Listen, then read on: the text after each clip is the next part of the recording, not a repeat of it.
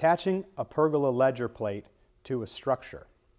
This step, depending upon your preference, can be done prior to setting the height and location of the outside box beam, or it can be done after setting the height and location of the outside box beam. This step is for attached pergolas only, and every single kit is going to come with a cellular PVC trim board that's 1 by 12, so it'll be 3/4 inches thick and 11 1/4 inches tall. And as you can see over here on the side, that gives you ample room to set the height of your box beam and rafters in relation to the ledger plate.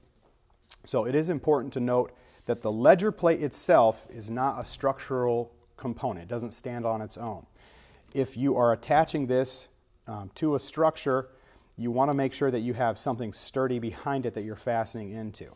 And because we don't know exactly what kind of structure you're attaching to, we will not provide the fasteners to attach to the house portion with your kit.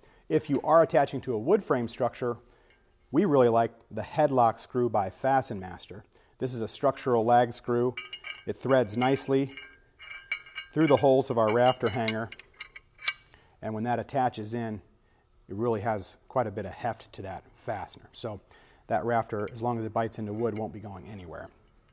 So if you have window headers, door headers, and or are able to line up your rafters with the studs of the house, that's great. You won't need anything behind this board.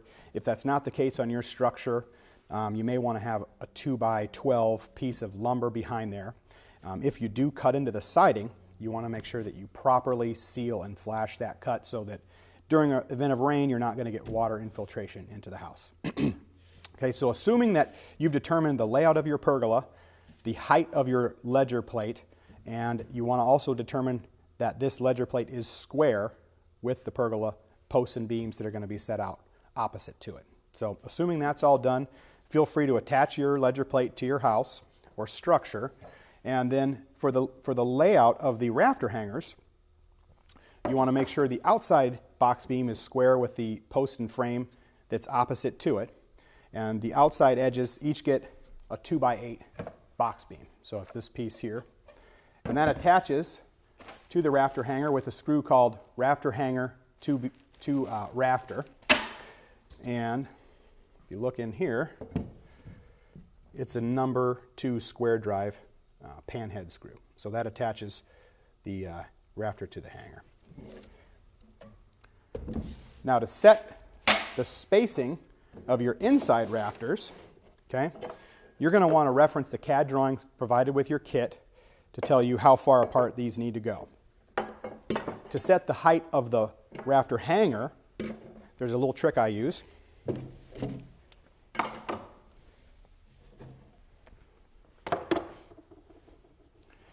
We take a piece of string and I clamp that to the top of the beam on this side, and I'll pull that string tight all the way over to the other side, where I'll also clamp that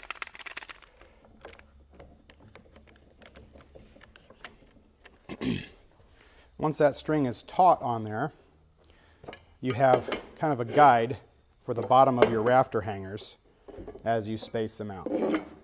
So it just makes it a little bit easier to get them all right at the correct height.